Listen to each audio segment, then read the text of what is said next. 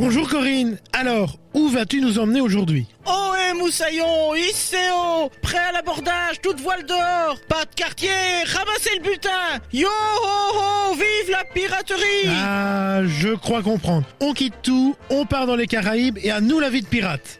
Tu as tout compris. Personnellement, c'est mon attraction préférée à Disneyland Paris. Dès que j'entends cette musique, je vogue sur les flots des mers du Sud. Et dire que c'est à un scénariste qu'on la doit. Alors là, je ne comprends plus rien. Qu'est-ce qu'un scénariste vient faire dans la création d'une chanson? Et puis scénariste de quoi? L'histoire de l'attraction commence avec Walt Disney. Et pour Walt Disney, qui dit attraction dit cinéma. Qui dit cinéma dit scénario et donc scénariste. Mais qui dit Disney dit aussi dessin animé. Qui dit dessin animé dit chanson, CQFD, scénario et chanson vont de pair. Scénario et chanson, ok.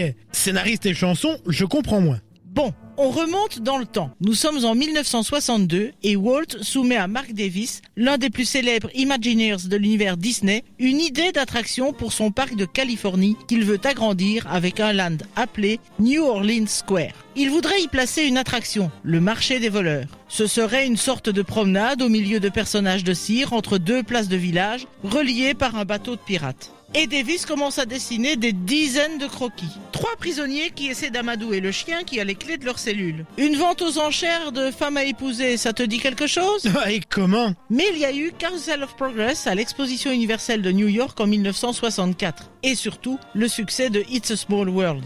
Walt décide que l'attraction devrait être plus dynamique. Changement de programme. Parcours en bateau et audio animatronique intègrent le projet. Et tant qu'on y est, les voleurs deviennent des pirates. Pirates des Caraïbes, a précisé Walt. Davis conçoit alors un parcours qui sera une plongée historique et magique dans le monde des pirates, au milieu de personnages d'une réalité troublante.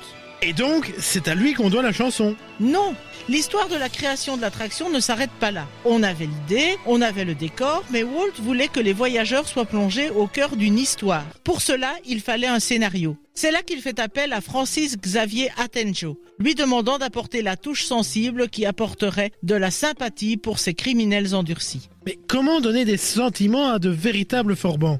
Et pourquoi pas une chanson, s'est dit Atencio. Une chanson de marin qui donnerait un sentiment de continuité dans le spectacle. Il va imaginer un dialogue entre pirates. Yo-ho et une bouteille de rhum, chantent les pirates de l'île au trésor de Stevenson. Eh bien, ce sera sa source d'inspiration. Atencio suggère l'idée à Walt, moitié récitant, moitié chantonnant une approximation de chanson. Super, dit alors le papa de Mickey, demande à George de faire la musique. George? Et pas le duo classique des Sherman? Et non, c'est donc Atencio qui va écrire les paroles et George Burns qui va composer la musique. George Burns n'est pas un inconnu dans le monde de Disney.